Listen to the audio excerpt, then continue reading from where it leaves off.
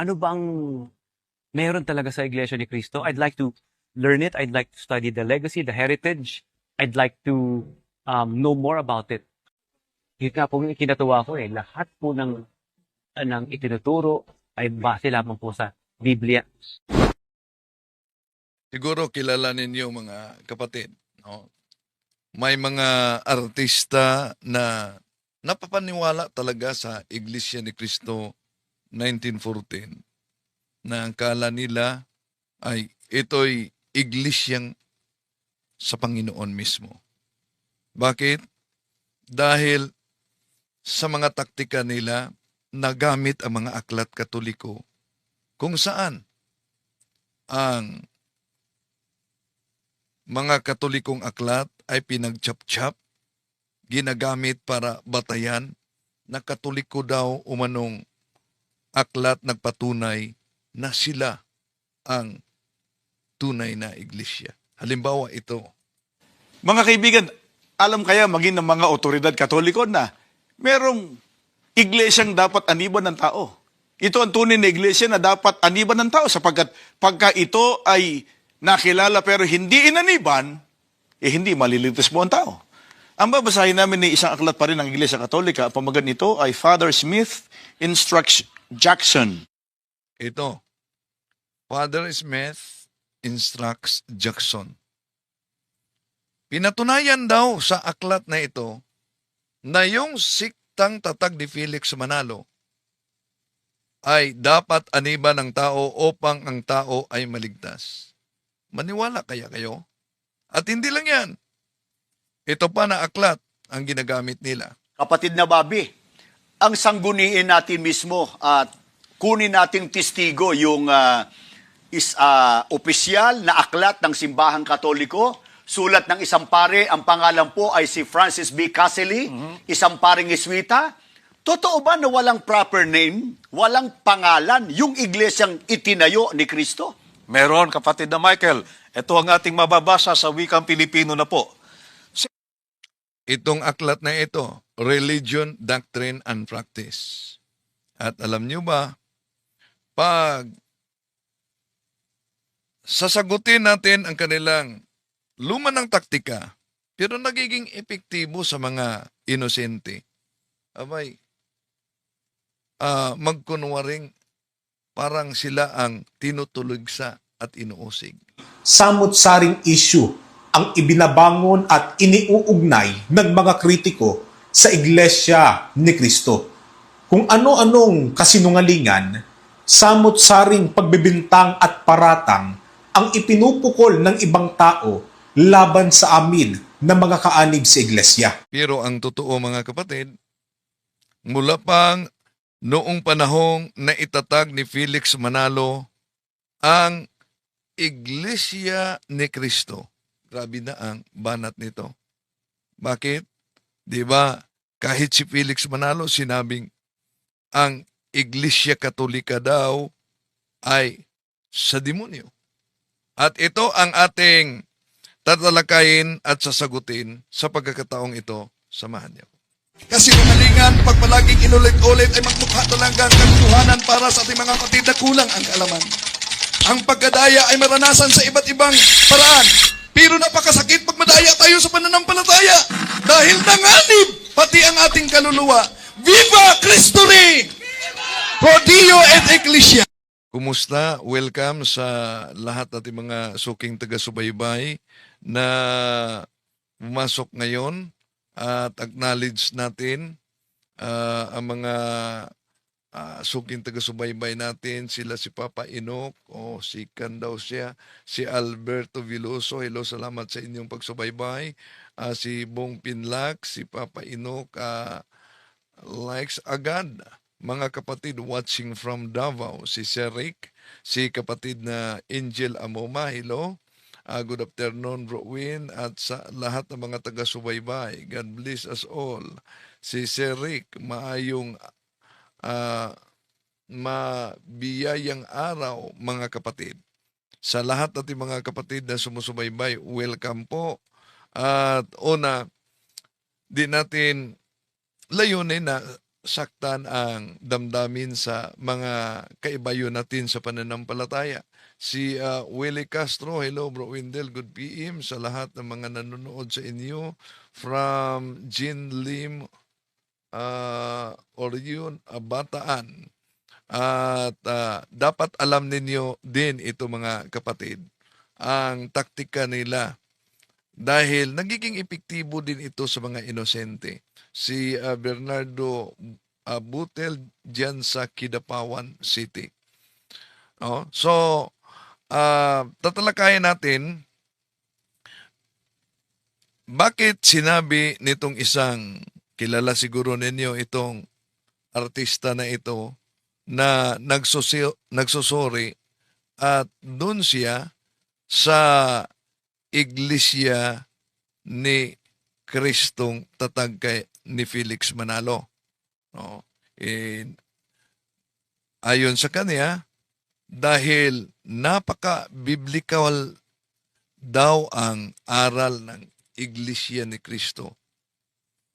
Alam naman natin na bawat doktrina ng iglesia ni Kristong kay Manalo, merong katumbas na salin ng Biblia. At may mga aklat Katoliko na pinagchap-chap nila at yun ang dahilan kung bakit daming nadala sa sikta na itinatag ni Felix Manalo.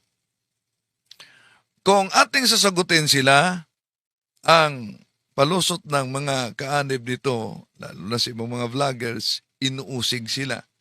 Pero alam nyo, matagal nang inuusig ang simbahang Katoliko nitong siktang ito gamit ang pagchap-chap sa mga aklat Katoliko.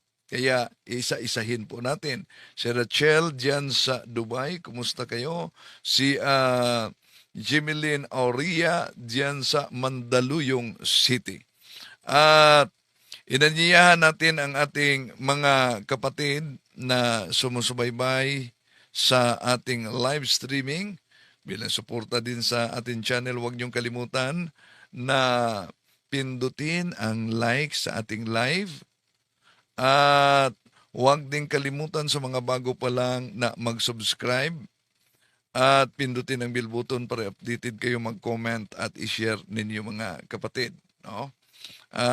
I-share ninyo sa mga kapwa Katoliko dahil ito talaga ang common na ginagamit na taktika sa pangangaral at pandoktrina ng mga INC at dapat alam ninyo ito. Si Nestor Bernales dyan sa Bohol. Hello po kapatid. Kaya pakinggan natin itong pahayag kung bakit naging kaanib siya sa iglesia ni Kristo na kay Felix Manalo.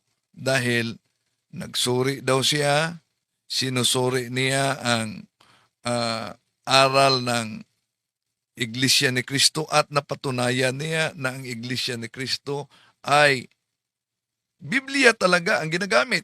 Kahit naman yung mga sikta na tatag lang nila ni Eliseo Soriano, Biblia din.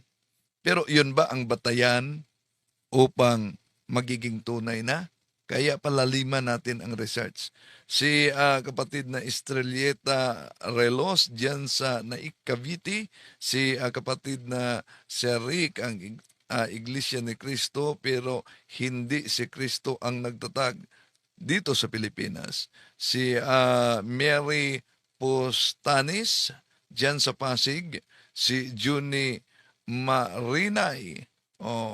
So, dapat huwag saklawan ng INC ang batas Duterte. Buto nila, alam naman nila na lumabag sa batas si Duterte. So, yun ang reaksyon niya. Okay. Pakinggan muna natin mga kapatid itong pahayag sa interview nila kung bakit umanib sa INC. Ito. Samot-saring issue ang ibinabangon. No, sandali muna. No? Etong, saan ba yun? Ito pala. Di po ako pinilit. Wala pong lumapit sa akin or wala pong nag-udyok. Ako po'y kusang lumapit. Ako po'y kusang nagtanong, ano ba ang meron talaga sa Iglesia ni Cristo. Oh, so siya ang kusang nagtanong, hindi siya nilapitan dahil ito talaga ang realidad din sa ating panahon. Ano? Halimbawa kung ikikatoliko, mga kapatid sa mga nagsubaybay ngayon, kayo sa inyong bahay, meron bang isinagawang panalangin kasama ang buong pamilya? So, dapat ang panalangin magsimula sa loob ng bahay dahil sa doktrina ng simbahang Katoliko, ang pamilya ay tinatawag na domestic church. Pagkatapos, meron bang isinagawang katikismo sa mga anak sa loob ng bahay? Ito kadalasan kong tanong sa mga kapwa Katoliko na karamihan nakalimutan na nila ang kanilang tungkulin sa pagtuturo ng mga kabataan sa loob mismo ng pamilya. At kung di ito nagawa ng mga magulang, merong vacuum na mangyayari sa tunay na iglesyang miyembro. May vacuum na mangyari. Ano yan? Yung kakulangan sa pagpangaral sa aral ng simbahang Katoliko, yung kakulangan sa panalangin, mga kapatid, no? Yan. Hahanapin yan ng mga miyembro ng pamilya. Asan? Tulad nito, hinahanap doon sa Iglesia ni Cristo na tatag ni Felix Manalo. I'd like to learn it. I'd like to study the legacy, the heritage. I'd like to know more about it. Yun nga po yung kinatuwa ko lahat po ng itinuturo ay base lamang po sa Biblia. So, lahat na itinuturo base lang po sa Biblia. Doon, yun talaga ang kanilang paniniwala na lahat na turo base sa Biblia. Pero, halimbawa, yung opisyal na turo nilang kinopya din ni Felix Manalo sa ibang sekta, natalikod ang unang iglesia. Yung turo nila na may naganap na apostasya sa tunay na iglesia. Wala naman yan sa Biblia. Pero itinuturo nila yan. No? Si Felix Manalo, anghel. Wala naman na yan sa Biblia. No? Pero itinuturo nila yan. No? So, yan gumagamit talaga sila ng Biblia. Pero, mga kapatid, tulad sa ibang sekta, na gumagamit din sa Biblia, pero kung ating pag-aralan mismo ang kanilang sikta, malinaw na ito'y tatag lamang ng tao dahil kung sisilipin natin ang Securities and Exchange Commission na narehistro, kay kapatid na Gina Ruales dyan sa Dubai. No? Malinaw ang sinabi sa kanilang rehistro, Cuelos fundadores de esta asociación son Felix Manalo, that the founders of this organization, isa na si Felix Manalo. Tuloy natin. Pagsapit ng 108th anniversary, So 108. Bakit 108 pa na anniversary? Dahil natatag sila sa 1914 Punta Santa Ana, Manila. 1914 Punta Santa Ana, Manila. Kaya sa interviewing ito, 108th anniversaryo pa sila. Pero ang tunay na iglesia na sinabi ayon mismo sa aklat na ang pamagat The New Book of Knowledge, Encyclopedia Volume 16, page 287, malinaw ang sinabi. The history of the Roman Catholic Church began in an upper room in Jerusalem almost 2,000 years ago. So ang tunay na iglesia ni Cristo, ano daw? Almost 2,000 years ago. Kaya, kung umanib ka sa sekta na 108 lang ang anibersaryo o ilang taon lang ang anibersaryo, dapat mag-isip-isip ka na, sino nga ba talaga ang nagtatag nito? Okay, tuloy natin mga kapatid. ng Iglesia ni Cristo, I am more than ever excited and truly honored and privileged and even more inspired to come up with a beautiful message globally to tell everybody what a great celebration and a great thing it is to be a part of Iglesia ni Cristo. So 108 ang sa interview niya na anibersaryo ng Iglesia ni Cristo. CEO sa National Convention, bro. Oh yes, Ka Bornok ng Fakbusters. Oh, huwag niyong kalimutan din na mag-subscribe sa kay Ka Bornok, no? Na channel maganda na meron yung tinatalakay siya kaugnay sa isang ah, ministro ng Iglesia ni Cristo na nahuli ba 'yon? Oh. So kita-kita tayo, bro, Kaburnok, sa National Convention. Ilang tulog na lang, ha? National Convention na. Okay. Ano ba ang kanilang ginagamit na aklat? Alam nyo ba? Anong aklat ang kanilang ginagamit?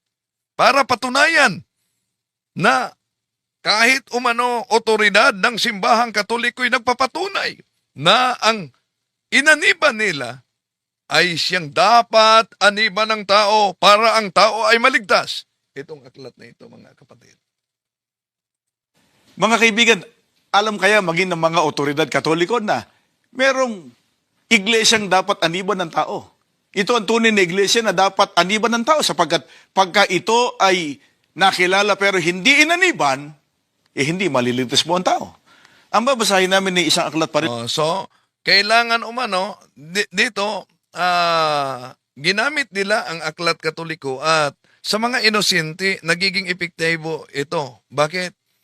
Dahil sa isipan ng mga inosenteng kahit Katoliko, o nga ano, bakit kaya isinulat ng paring Katoliko na ang tunay na iglesia ay Iglesia ni Cristo?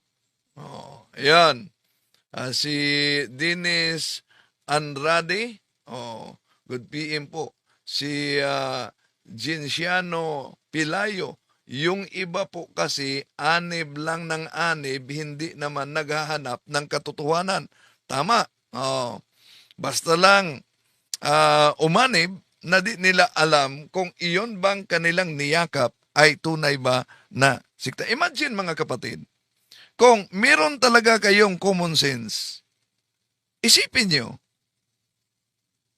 aklat Katoliko, pagkatapos pinatunayan ang iglesyang tatag ni Felix Manalo dahil lang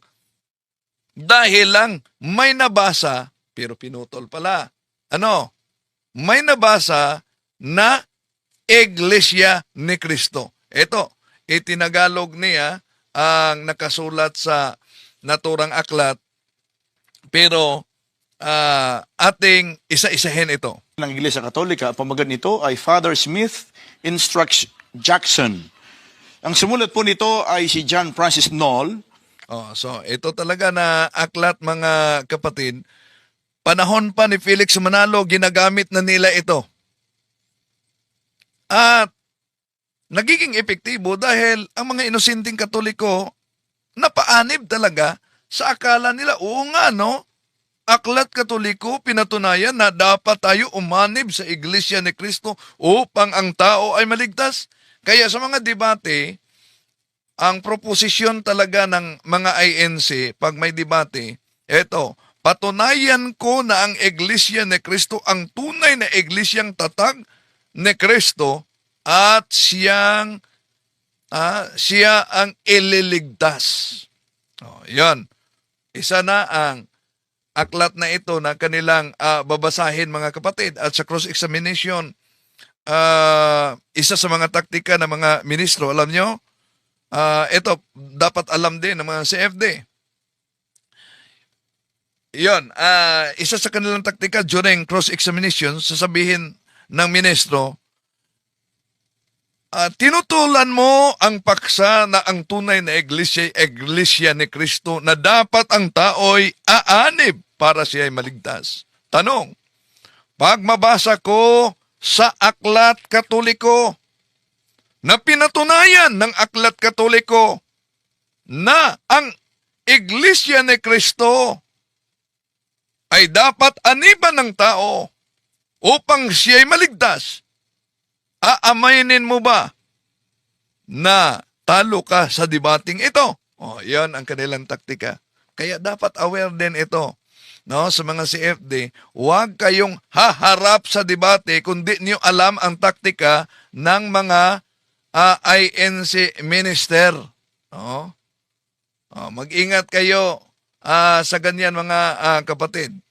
Okay. Tuloy natin. Ang kanyang binasa. Sa pahina 35 hanggang 36, ganito ang pinatutunayan ng nasabing sumulat ng aklat. Ang Iglesia ni Cristo ngayon, sa kalagayan, sa kapangyarihan, sa aral, ay dapat maging katulad ng kanyang dating kalagayan nung ito'y maglingkod sa mga tao sa pamamagitan ng 12 apostol. Sa iglesyang ito, ang lahat ay obligadong mapabilang upang maligtas. Yaong mga tao na sa pamamagitan ng kanilang malubhang pagkakamali ay hindi alam ang tunay na iglesia o kahit ito'y alam ngunit tumangging umanib ay hindi maliligtas. Mga kaibigan, pansinin po ninyo, sabi ng sumulat ng aklat, ang Iglesia ni Cristo ngayon sa kalagayan, sa kapangyarihan, sa aral, ay dapat maging katulad ng kanyang dating kalagayan nung ito'y maglingkod sa mga tao sa pamamagitan ng 12 apostol. Yan. Binasa nila ang aklat na ito, Father Smith instructs Jackson. Dahil may nabasang Iglesia ni Cristo. Una mga kapatid na tanong, na dapat ninyong itanong, dahil po ba nabasa ang Iglesia ni Cristo sa naturang aklat? Ibig po ba sabihin na ang Iglesia ni Cristo na inaniban ng ministro ni Felix Manalo ay ang tinutukoy sa aklat na ito? Hindi. Bakit? May pinuputol sila. Gusto ko ipakita sa inyo. Sa lumang aklat na ginagamit niya sa pahina 35. Pero sa isang version sa aklat na ito, nasa pahina 60-61 mga kapatid. At ito ang binasa niya, itinatagalog pansinin ninyo, ito ang sinalin niya sa Tagalog. Itong binasa niya. The Church of Christ today must be in nature, in power, and teaching what it was when it served men through the 12 apostles. It is to this church that all are obliged to belong in order to be saved. Those people who, do doubtful, deliberately refuse to seek out the true church, refuse to knowing it, refuse to join it, cannot be saved. Diyan lang ang binasa niya mga kapatid. Kaya, ulitin natin at ipakita natin, may karugtong pero iniwasan. Ito, ulitin natin. Mga kaibigan, alam kaya maging ng mga otoridad katoliko na merong iglesyang dapat aniban ng tao. Ito ang tunay na iglesia na dapat aniban ng tao sapagkat pagka ito ay nakilala pero hindi inaniban, hindi maliligtas mo ang tao. Ang babasahin namin ng isang aklat pa rin ng Iglesia Katolika, pamagat nito ay Father Smith Instructs Jackson. Ang sumulat po nito ay si John Francis Knoll. Sa pahina 35 hanggang 36, ganito. Meron din akong isa na sa isang office mga kapatid sa ginamit niya, nasa 35-36. Pero dito, nasa pahina 60-61. Minsan gagamitin din nila ito sa live, minsan yan na version ang gagamitin nila. Ang pinatutunayan ng nasabing sumulat ng aklat. Ang Iglesia ni Cristo ngayon, sa kalagayan, sa kapangyarihan, sa aral, ay dapat maging katulad ng kanyang dating kalagayan nung ito'y maglingkod sa mga tao sa pamamagitan ng 12 apostol. Yan. Ipakita ko sa inyo ang binasa niya sa English na isinalin niya sa Tagalog para makita ninyo ano ang pinutol at pinagchap-chap ng ministro. Ito, pakinggan ninyo siya mga kapatid. Sa iglesyang ito, ang lahat ay obligadong mapabilang upang maligtas. Yaong mga tao na sa pamamagitan ng kanilang malubhang pagkakamali ay hindi alam ang tunay na iglesia o kahit ito'y alam ngunit tumangging umanib ay hindi maliligtas. Ito. Mga kaibigan, pansinin po ninyo. Pansinin Sabi ng ninyo. sumulat ng aklat, ang Iglesia ni Cristo ngayon, sa kalagayan, sa kapangyarihan, sa aral, ay dapat maging katulad ng kanyang dating kalagayan nung ito'y maglingkod sa mga tao sa pamagitan ng 12 apostol. Ito. Dito lang ang kaniyang binasa, mga kapatid. No? Deliberately refuse to seek out the true church or knowing it.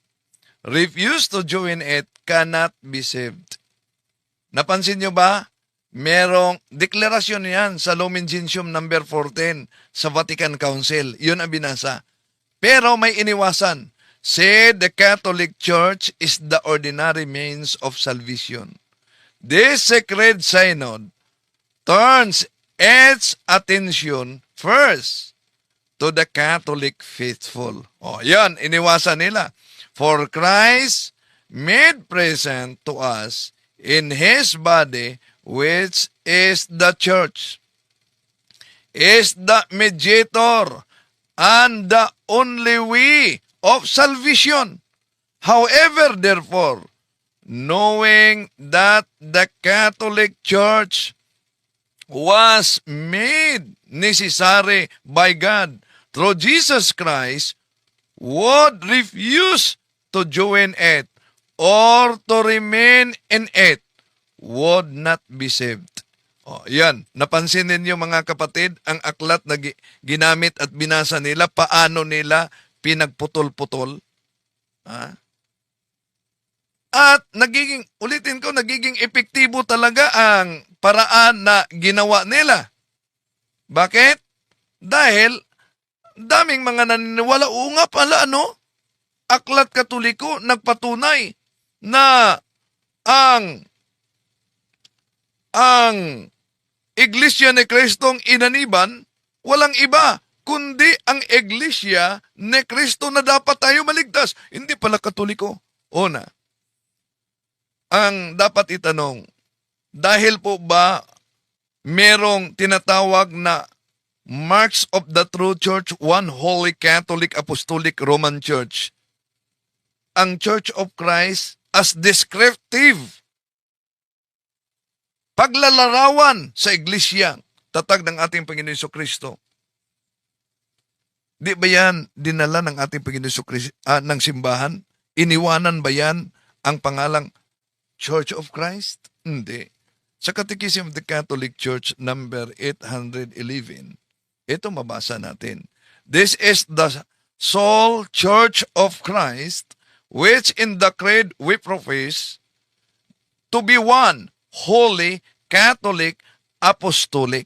Kaya huwag kayong magtaka kung bakit sa mga aklat Katoliko mabasa natin ang Church of Christ na ginagamit at inaangkin kung sa titulo pa ito sa lupa, mga kapatid, abay, inagaw na.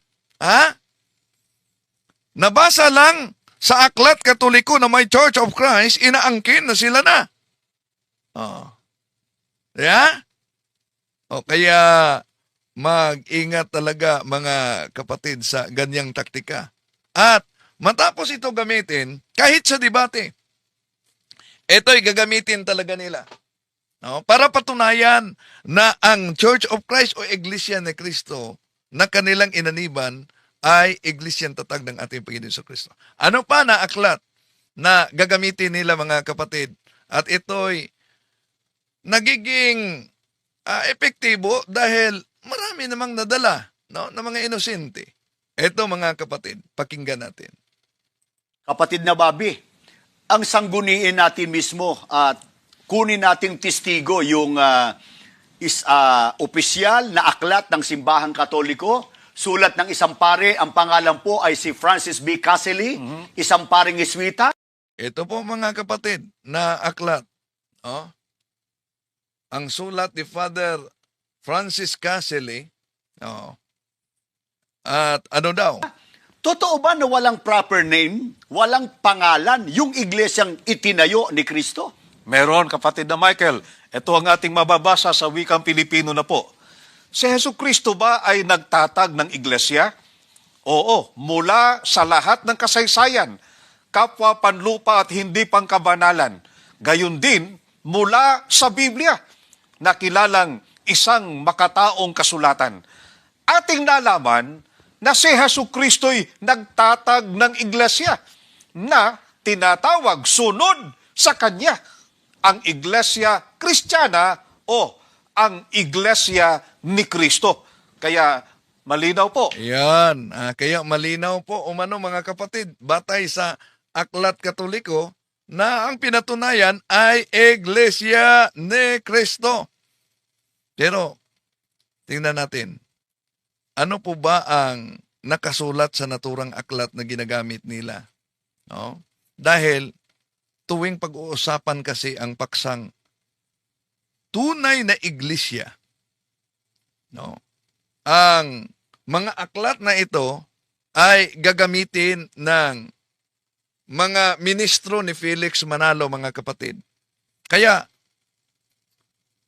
kung pangalan na Iglesia ni Cristo na ibabato ng Iglesia ni Cristo ang tatag ni Felix Manalo, kumpiyansang-kumpiyansa sila gamit ang mga aklat Katoliko na dinoktor, pinagchap-chap, pinagputol-putol, pinagtagpi-tagpi. At minali ang unawa at ang konteksto para lang patunayan na ang otoridad Katoliko'y nagpatunay na yung inaniban at tatag ni Felix Manalo ay iglesia daw tunay. At ayon pa sa mga ministro ni Felix Manalo, patapos gamitin nila itong aklat ni Father Francis Caselli na Religion, Doctrine and Practice, mga kapatid, sa kanilang propaganda, inaamin ng otoridad Katoliko, ng paring Katoliko na si Francis Caselli na ang tunay na iglesia, ang pangalan ay Iglesia ni Cristo. Hindi po Katoliko, mga kapatid. Ayan ang kanilang taktika, mga kapatid. At nagsisipi sila ng bahagi sa aklat na ito na obviously mali naman ang kanilang pag-unawa o pilit talagang minali.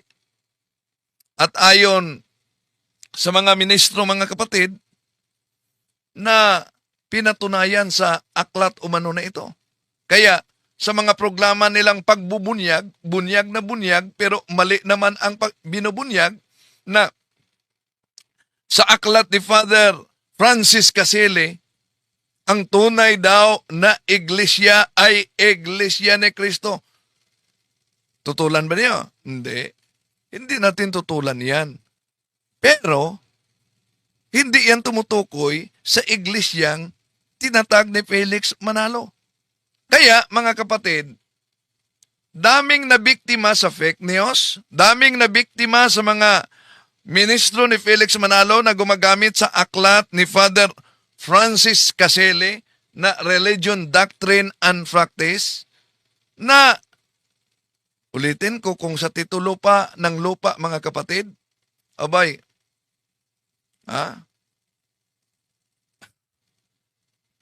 inaagaw na. Ang nakasulat dito, English. Ano ang ginagamit nila sa pahina 442? Yun ang pahina na binasa ng ministro ni Felix Manalo, mga kapatid. Na pinatunayan, ulitin natin ito. Nagtatag ng iglesia? Oo, mula sa lahat ng kasaysayan, kapwa panlupa at hindi pangkabanalan. Gayon din, mula sa Biblia, na kilalang isang makataong kasulatan. Ating nalaman na si Hesus Kristo'y nagtatag ng iglesia na tinatawag sunod sa Kanya, ang Iglesia Kristiyana o ang Iglesia ni Kristo. Kaya malinaw po, ayon na rin po sa otoridad ng Iglesia Katolika na ang pangalan ng iglesia na itinatag ng ating Panginoong Jesucristo ayon sa Biblia ay Iglesia ni Kristo. At ang Iglesia ni Cristo ayon sa Biblia. O ito, binasa kasi nila mga kapatid. Did Jesus Christ establish a church? Yes. From all history, both secular and profane, as well as from the Bible considered as a human document, we learn that Jesus Christ established a church which from the earliest times has been called after him, the Christian Church or the Church of Christ. Kaya sabi nila, di ba malinaw? Pinatunayan mismo ng otoridad katoliko na ang tunay na iglesyang tatag ng ating Panginoon Jesucristo ay tinatawag na Church of Christ. At yung iba pang mga ministro, isasalin po natin sa wikang Tagalog para maunawaan ng ating mga kapatid. Ito po ang wikang Tagalog, mga kapatid. No? Ito ang babasahin ng mga ministro. Si Jesucristo ba ay nagtatag ng isang iglesia? Oo. Mula sa lahat ng kasaysayan, kapwa, panlupa at hindi pangkabanalan. Gayun din mula sa Biblia na kinikilalang isang makataong kasulatan, ating nalaman na si Jesucristo ay nagtatag ng isang iglesia na mula sa kauna-unahang panahon ay tinatawag na kasunod sa kanyang pangalan, ang Iglesia Kristiyana o ang Iglesia ni Kristo. Yan. Kaya ano ang sabi ng mga ministro? Ibalik natin bago natin sasagutin, mga kapatid. Kapatid na Bobby, ang sangguniin natin mismo at kunin nating testigo yung opisyal na aklat ng Simbahang Katoliko, sulat ng isang pare, ang pangalan po ay si Francis B. Caselli, isang paring Jesuita. Totoo ba na walang proper name, walang pangalan, yung iglesyang itinayo ni Kristo? Meron, kapatid na Michael. Ito ang ating mababasa sa wikang Pilipino na po. Si Jesucristo ba ay nagtatag ng iglesia? Oo, mula sa lahat ng kasaysayan, kapwa panlupa at hindi pangkabanalan. Gayun din mula sa Biblia, na kilalang isang makataong kasulatan. Ating nalaman na si Jesucristo'y nagtatag ng iglesia na tinatawag sunod sa Kanya, ang Iglesia Kristiyana o ang Iglesia ni Kristo. Yan ang ginagamit nila, mga kapatid. Ang Iglesia Kristiyana o ang Iglesia ni Kristo. Atin namang susuriin bawat teksto na pinagtagpi-tagpi sa mga propaganda ng mga ministro ni Felix Manalo upang kayo na nagsubaybay at kung sakaling maimbita kayo, alam nyo na kung ano ang kanilang modus na ginawang ganito, no? Para di kayo madaya talaga. Unahin natin yung sinipi nila mula sa pahina 442 at sa 443 na matatagpuan din natin sa pahina 329. Alam niyo ba, ano nakasulat diyan? Ito po ang nakasulat, mga mahal na kapatid, no? Pansinin ninyo. Did Jesus Christ establish His church? From all history, both secular and profane, as well as from the Bible considered as a human document, we learn that Jesus Christ established a church which from the earliest times has been called after him, the Christian Church or the Church of Christ. Yon. Dahil may mabasang Church of Christ sa aklat nito, gusto nilang ipalitaw na pinatunayan ng otoridad katoliko na sila na ang tinutukoy ng otoridad katoliko na si Father Francis Caselli. Mga kapatid, maliwanag na sa bahaging iyan at diyan mabasa natin, nagtatag daw ang ating Panginoong Hesukristo ng isang iglesia na pinagpatunayan sa kasaysayan. Ibig sabihin mga kapatid, lahat ng kasaysayan, pinatunayan ang tunay na iglesia. At kaya naman, lagi itong sinisipi ng mga ministro ni Felix Manalo dahil nakasulat daw sa bahaging ito ang salitang Church of Christ na ang tawag ay Iglesia ni Cristo sa Tagalog. So mula diyan mga kapatid, mula diyan, ginagamit na nila sa kanilang bagsak na unawa o pilit talagang binagsak nilang kanilang unawa para makadala sa mga inosente. Imagine, minadala din silang inosente na aklat katoliko nagpatunay na ang kanilang inaniban ay iglesyang tatag ng ating Panginoon Jesucristo. Pero, una, dapat ninyong malaman na yung binasa nila, tinatawag. Tinatawag sa pangalan. Tinatawag, ibig sabihin mga kapatid, descriptive.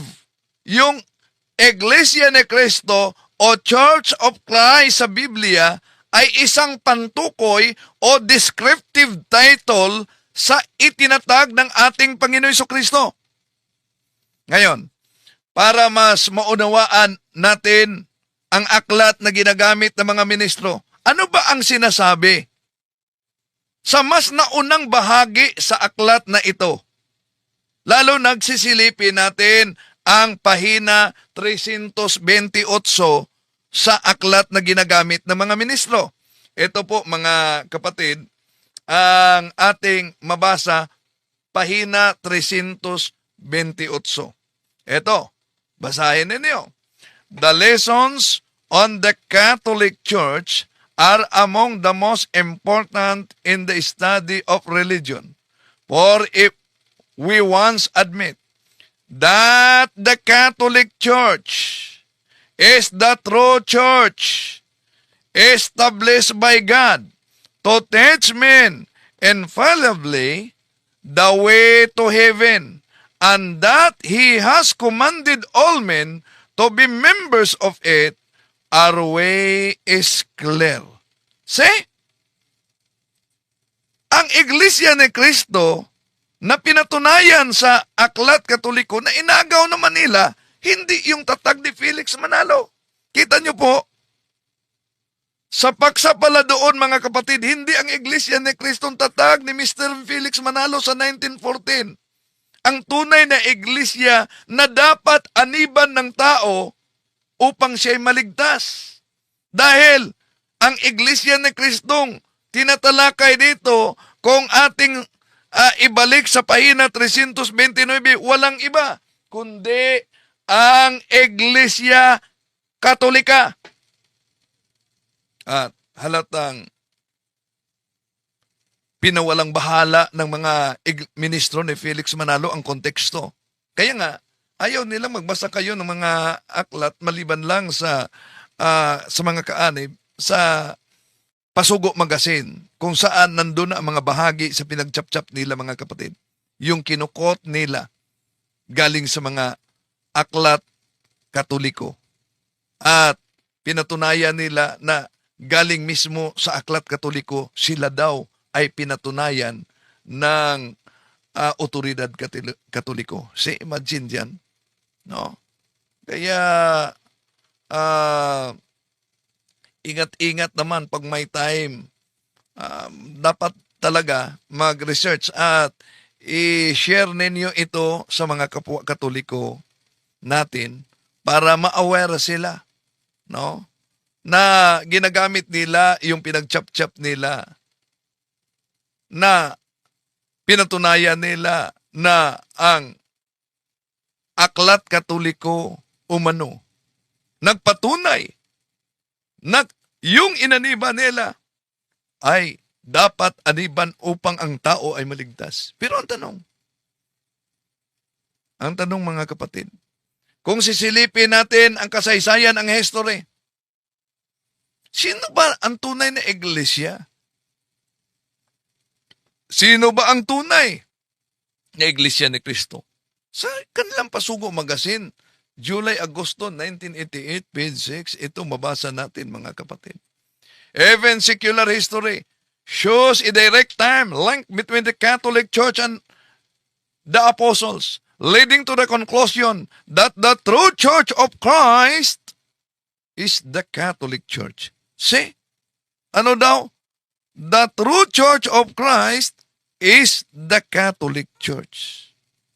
Ang tanong, mga kapatid, kung sinabing the true Church of Christ is the Catholic Church, alam ba yan ng mga ministro nila? Ha? Alam ba nila na sa pasimula, ang simbahang Katoliko ay siyang tunay na iglesia ni Kristo? Alam nila yan. Ha? Alam nila yan. At sinabi nila yan sa kanilang pangangaral na ang tunay na iglesia ni Kristo ay ang simbahang Katoliko.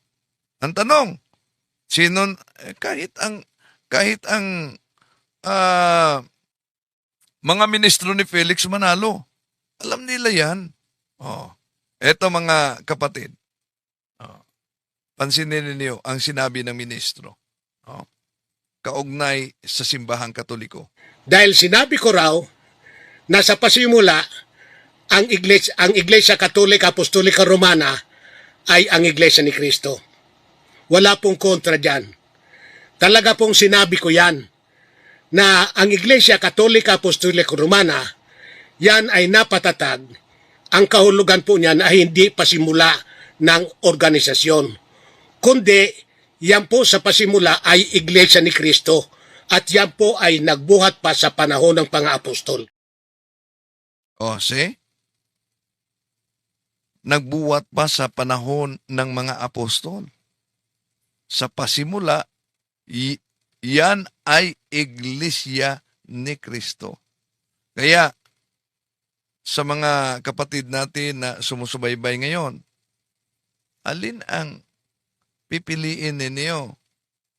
Yung nangungopia lamang?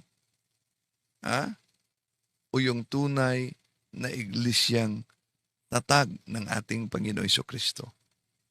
Bakit? Yung ginagamit nilang Roma 16:16. Kami po ang tinutukoy ayon sa nakasulat sa Roma 16:16. Ang tanong, ito ba'y tumutukoy talaga sa iglesia ni Kristo na inaniba nila? Hindi. Nasa pasugo nila yan, Pasugo Magazine nila, mga kapatid. Tingnan niyo. Ano nakasulat? The Church of Christ mentioned in Romans 16:16 is not meant for us, but for the Church of Christ established during the first century. So, di pala tumutukoy sa kanila. Dahil, yun pala'y tumutukoy sa unang iglesia na naitatag ng ating Panginoong Jesucristo. Sa first century, tanong, kung ang kanilang pasugo, ang batayan, sino po ba ang iglesyang maipabalik natin? Matututulan ba nila na ang Iglesia Katolika ay maibalik, may unbroken line of succession, balik sa mga apostoles at sa ating Panginoon Jesucristo? Hindi. Nasa pasugo nila yan, mga kapatid. Ito po. Pasugo Magazine, Abril 1965, page 41 ni Sandoval. Cipriano Sandoval. So we don't question the claim of the Catholic apologist that the Catholic Church alone could trace back its origin to the apostles. See? Could trace back its origin to the apostles. Kaya mahal na kapatid, ating sinagot lang itong mga ginamit nila na mga aklat Katoliko dahil matagal na itong paulit-ulit nilang paggamit sa mga programa nila sa kanilang Pasugo Magazine. At sabi ni Factbusters, grabe naman yung iglesia. ah, mga pasugo magasin, nakalathala, pero pinagputol-putol nila. Itong mga aklat na ito, lumang aklat na ito ng mga katolikong aklat. Pero, ginagamit nila ito. Bawat nag-aaral sa pagkaministro, dapat meron talagang kopya sa mga aklat na ito. Dahil nasa pandoktrina nila yan. At meron silang aklat ng mga referensya kung saan nakasulat talaga ang mga aklat katoliko na ginagamit nila. At nagpapasalamat ako sa mga kapatid nating katoliko na nagpadala ng suporta sa atin sa mga aklat na ito na hinahanap natin para magamit sa evangelization. Maraming salamat po sa inyong lahat. At hanggang dito na lang mga kapatid, i-share ninyo sa mga kapwa Katoliko para alam nila ang taktika ng ating mga kapatid sa iba yung pananampalataya. Oh. Okay, makita ng iba, napakaganda ng simbahan. Napakaganda ng disiplina. Napakaganda ng kasuotan pag magsimba. Pero anong silbi sa magandang simbahan, magandang disiplina, magandang kasuotan? Ngunit wala namang real presence of Christ na dapat tanggapin upang ang tao at ang kanyang kaluluwa ay mabuhay. John chapter 6 verse 54, walang iba kundi ang katawan ng ating Panginoon Jesucristo. Nawala yan sa ibang mga sektang tatag lamang ng tao, kundi nasa tunay na Iglesia na Kristo. At yun ang simbahang Katoliko. Maraming salamat po. Hanggang sa muli, ito yung lingkod, Brad Windel Talipong. To make his message known is our responsibility.